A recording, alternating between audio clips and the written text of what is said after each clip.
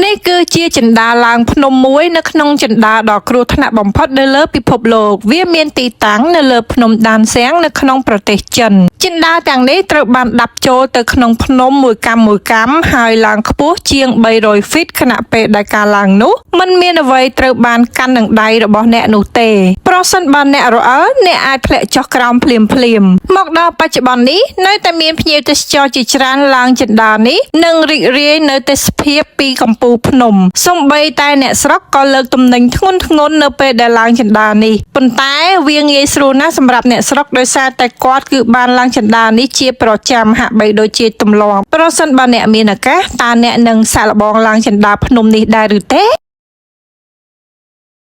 នេះគឺជាចិន្តាឡើងភ្នំមួយនៅក្នុងចិន្តាដ៏គ្រោះថ្នាក់បំផុតនៅលើពិភពលោកវាមានទីតាំងនៅលើភ្នំដានសៀងនៅក្នុងប្រទេសចិនចិន្តាទាំងនេះត្រូវបានដាប់ចូលទៅក្នុងភ្នំមួយកាំហើយឡើងខ្ពស់ជាង300 ហ្វីតខណៈពេលដែលការឡើងនោះមិនមានអ្វីត្រូវបានកាន់នឹងដៃរបស់អ្នកនោះទេប្រសិនបើអ្នករអិលអ្នកអាចធ្លាក់ចុះក្រោមភ្លាមមកដល់បច្ចុប្បន្ននេះនៅតែមានភ្ញៀវទេសចរជាច្រើនឡើងចិន្តានេះនិងរីករាយនៅទេសភាពពីកំពូលភ្នំសូម្បីតែអ្នកស្រុកក៏លើកទំនិញធ្ងន់នៅពេលដែលឡើងចិន្តានេះប៉ុន្តែវាងាយស្រួលណាស់សម្រាប់អ្នកស្រុកដោយសារតែគាត់គឺបានឡើងចិន្តានេះជាប្រចាំហាក់បីដូចជាទម្លាប់ប្រសិនបើអ្នកមានឱកាសតើអ្នកនឹងសាកល្បងឡើងចិន្តាភ្នំនេះដែរឬទេ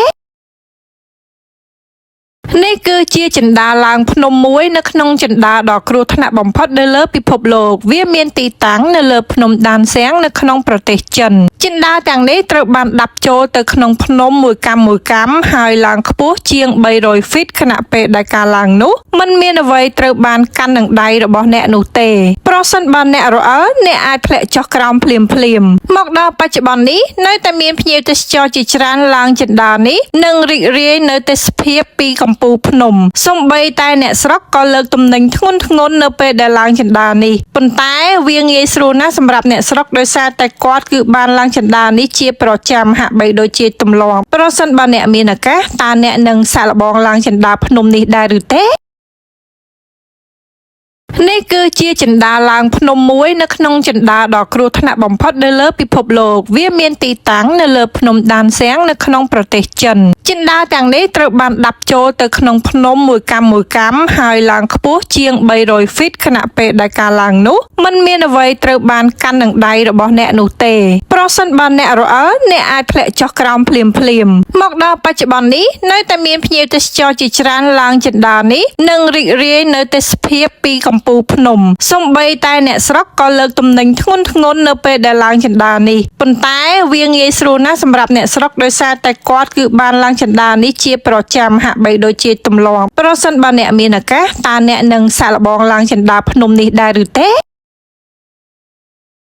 នេះគឺជាចិន្តាឡើងភ្នំមួយនៅក្នុងចិន្តាដ៏គ្រោះថ្នាក់បំផុតនៅលើពិភពលោកវាមានទីតាំងនៅលើភ្នំដានសៀងនៅក្នុងប្រទេសចិនចិន្តាទាំងនេះត្រូវបានដាប់ចូលទៅក្នុងភ្នំមួយកាំហើយឡើងខ្ពស់ជាង300 ហ្វីតខណៈពេលដែលការឡើងនោះមិនមានអ្វីត្រូវបានកាន់នឹងដៃរបស់អ្នកនោះទេប្រសិនបើអ្នករអិលអ្នកអាចធ្លាក់ចុះក្រោមភ្លាមមកដល់បច្ចុប្បន្ននេះនៅតែមានភ្ញៀវទេសចរជាច្រើនឡើងចិន្តានេះនិងរីករាយនៅទេសភាពពីកំពូលភ្នំសូម្បីតែអ្នកស្រុកក៏លើកទំនិញធ្ងន់នៅពេលដែលឡើងចិន្តានេះប៉ុន្តែវាងាយស្រួលណាស់សម្រាប់អ្នកស្រុកដោយសារតែគាត់គឺបានឡើងចិន្តានេះជាប្រចាំហាក់បីដូចជាទម្លាប់ប្រសិនបើអ្នកមានឱកាសតើអ្នកនឹងសាកល្បងឡើងចិន្តាភ្នំនេះដែរឬទេ